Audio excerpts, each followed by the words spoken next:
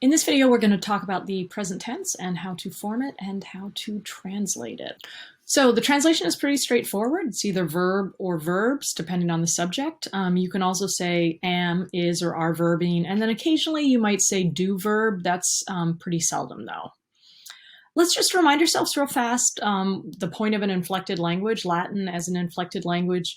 Many of the words, you get the definition of the word from the stem or the base, and then you figure out the grammatical function of the word by its endings. And when we're talking about verbs, they're called personal endings.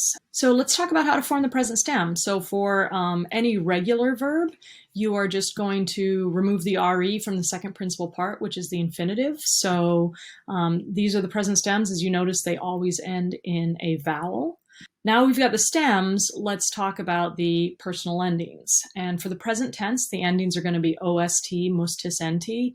And remember that each of these letters and endings corresponds to a pronoun subject. So I, you, she, he, it, we, y'all, they. So pretty straightforward, right? Stem, endings. It's only 100% straightforward for the second conjugation, so we're going to start there. So here we have formed the present tense.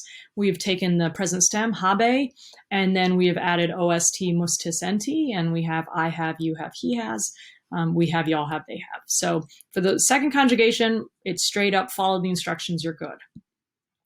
For the first conjugation, if you start with the present stem and add the endings, you'll probably notice that da'o, that first person singular looks weird. And the reason it looks weird is because that's not what it is.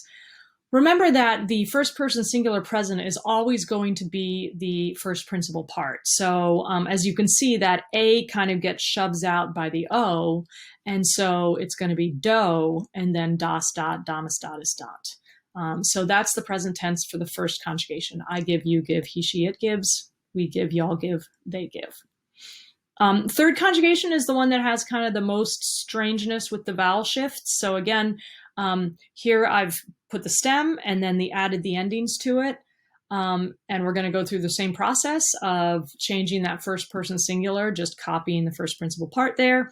And then what you need to know about in the third conjugation about that E is that it's really short and wimpy and weak.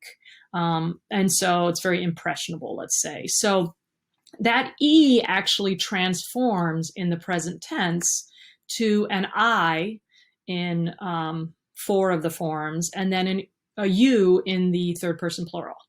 One good way to remember this is it's often called the fishhook mnemonic device, because it starts with an O, and then you've got an I, you've got 4 I's, and then the final thing is a U. So it ends up looking like a fish hook if you think of the vowels. If that helps you, great. If it doesn't, don't worry about it.